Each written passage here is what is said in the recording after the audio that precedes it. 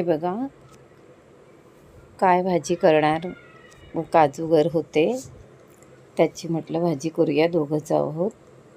छान काजूची आमटी केली. हे काजू असतात ना, ओले काजू असतात, ते सुकवून नंतर फ्रीझरमध्ये ठेवून द्यायचे, अगदी वर्षभर छान टिकतात. आता पुन्हा मार्च येतोय, पुन्हा काजू येणं चालू. हे फ्रीझरमध्ये होते, मग हे असे दाबले की त्याचं वरचं कवर साल निघून जाते.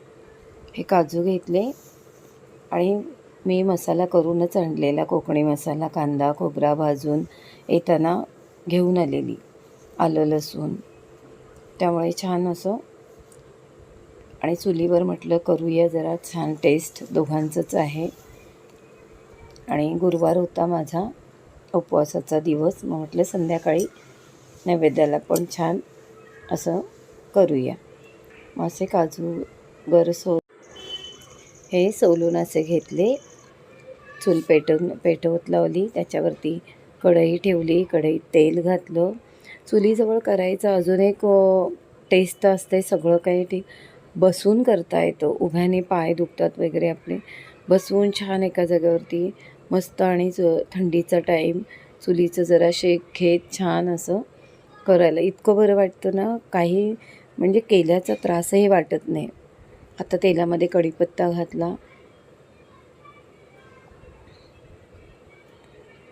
थोडं आलं लसूण घालते. आपण मसाल्यात पण आलं लसूण घेतलेलं आहे. गावाला अगदी म्हणजे हे 7:30ला मी करते, 7 वाजता समजा, तरी पण एवढी शांतता काही विचारू नका. एक छोटा कांदा घेतला कापून फोडणीला,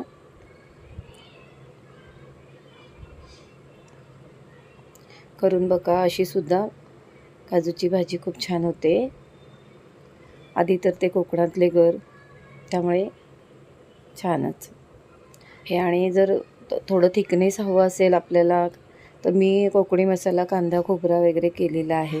तुम्ही त्याच्यातच हे 4 काजूचे तुकडे वाटायला घेतलेत ना, तर चांगली थिक ग्रेव्ही होईल.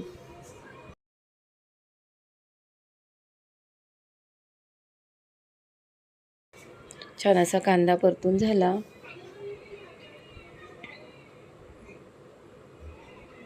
मस्त वाटतं शेकत तिखट घातलं. थोडं गरम मसाला टाकायचं, थोडं तिखट टाकायचं. आणि गावाला चुलीवर गावचं पाणी, गावची हवा, मस्त. काही जास्त टाकायची गरज नाही. आणि मी आपला कांद्या खोबऱ्याचा मसाला, जो मी कोकणी मसाला म्हणते, तो घालायचा.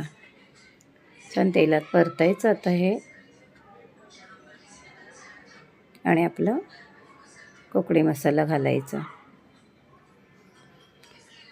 काजू घातले, ते तेलात थोडे परतायचे.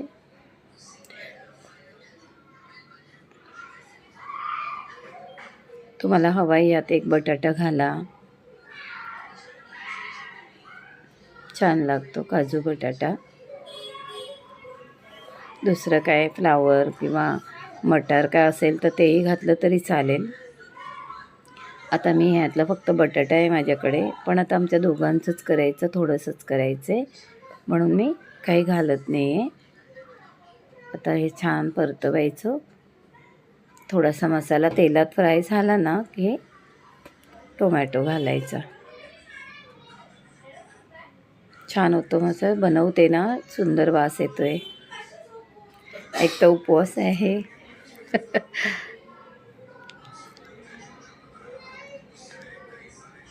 उपवास असला की सगळ्या वस्तू लांबून छानच वाटतात.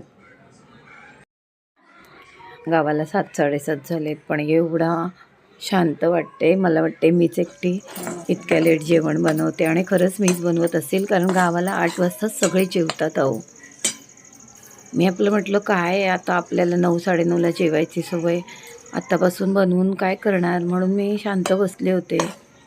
पण आता एवढा शांत आहे ना, असं वाटतं अरे आपल्यालाच उशीर झाला आहे की काय. आता थोडी कोथिंबीर आणि टोमॅटो घातला, तो छान परतवायचा. आपण टोमॅटो घातला की मीठ घालतो. आता आज उद्यापन होतं. गेल्या भागात तुम्हाला दाखवलं गुरुवारची पूजा, उद्यापन. आता टोमॅटो पण नरम होत आला आहे. आता नेहमीप्रमाणे आपण थोडं वाफ देऊया झाकण ठेवून.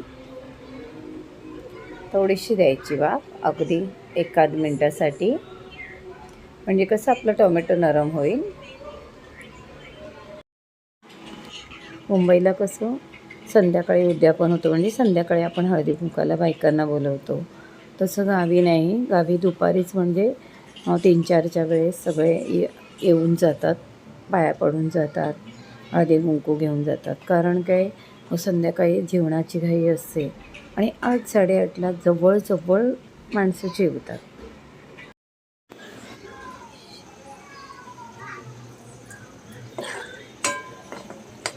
थोडीशी साखर, कारण काजू आहे ना. तुम्हाला जरा घट्ट हवं असेल तर थोडा मसाला वाढवा. आता थोडं पाणी घातलं.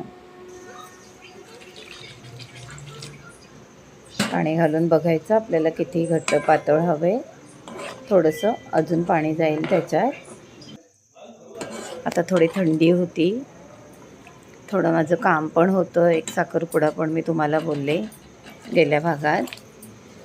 हे सगळी कामं म्हटलं चला 2-3 दिवस गावच्या थंडीची पण मजा घेऊया. थोडं मीठ कमी वाटलं, ते थोडं टाकलं आणि आता झाकण ठेवून चांगले दणकून उकळी काढूया. बघा मस्त छान. गावाला कसं जाता येता कोणी ना कोणी आवाज देतं, काय चाललंय, कधी आलात, बरे आहेत ना. म्हणजे इथे काय घरातल्या घरात. आता इथेही हाच प्रॉब्लेम होतो की लाईटच्या उजेडामध्ये तुम्हाला कलर समजत नाही आहे. पण छान लाल कलर आला आहे, छान तेलाचा तवंग आला आहे वरती.